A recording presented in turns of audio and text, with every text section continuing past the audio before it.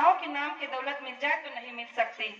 और ये समय हम आज आप देख रहे हैं कि जिन प्रेमियों को गुरु महाराज से नाम का दान मिल गया है वो इस संसार के महान माला माल है, और जिन्हें नहीं मिला है वो इसके लिए आंसू बहा रहा है। तो प्रेमियों, हमारा आपका परम सौभाग्य है कि गुरु महाराज ने हमें इस काबिल समझा और हमें नाम की बख्शी देकर कहा कि आप अपने घर परिवार में रहो, माँ बाप की सेवा करो, पत्नी बच्चों की सेवा करो, दुकान दफ्तर खेती का काम संभालते हुए दिन के 24 घंटे में से 22 घंटे संसार में लगा दो, केवल 2 घंटे में अपना सच्चा परमार्थ बना लो।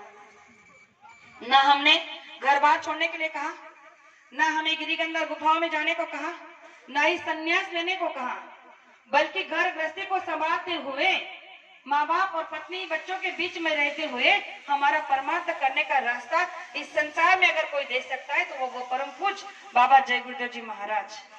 और इतना सीधा और सस्ता रास्ता का मिलने के बाद भी आज हम संसार को छोड़ नहीं पा रहे हैं। क्यों? क्योंकि संसार ने हमें जकड़ रखा है।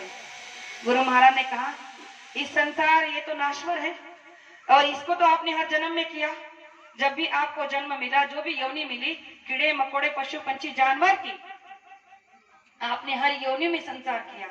और आप जब मनुष्य योनि मिली और जब आपने अपने परम पिता से वादा किया था कि मनुष्य शरीर में आते ही हम आपका ध्यान करेंगे, भजन करेंगे, सुमिरन करेंगे, तो ये वादा करने के बाद जब यहाँ पर आए, परम पिता परमात्मा मिल गया, उससे नाम का दान भी पा लिया, फिर भी आप कहाँ हो? जहाँ के तहाँ।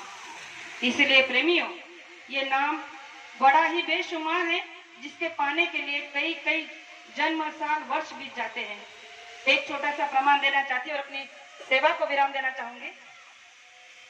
नाम के लिए, नाम की ताकत कितनी बड़ी होती है, जो हमें तार सकती है, इस संसार से, इस भवसागर से तरा ले जा सकती है।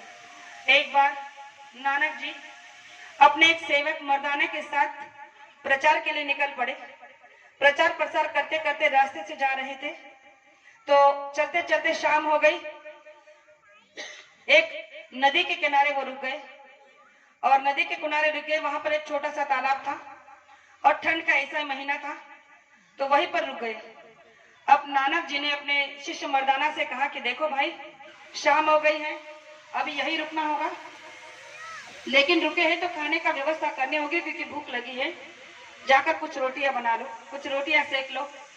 तो उन्होंने कहा कि हुजूर, यहाँ ना कोई लकड़ी है, ना कोई चूल्हा है, ना कोई आग है, कैसे रोटियां सेके? ये तो जंगल है और जंगल में इतनी ठंड भी है कि यहाँ पर कोई प्रबंध नहीं हो सकता, सिर्फ एक छोटा सा तालाब है और उसके अतिरिक्त कुछ नहीं है। तो नानक जी ने कहा कि अच्छा ठीक है, चलो वहीं पर रोटियां सेक लो, आटा तो है। उन्होंने कहा कि आटा तो साथ में है, लेकिन सेकेंगे कैसे?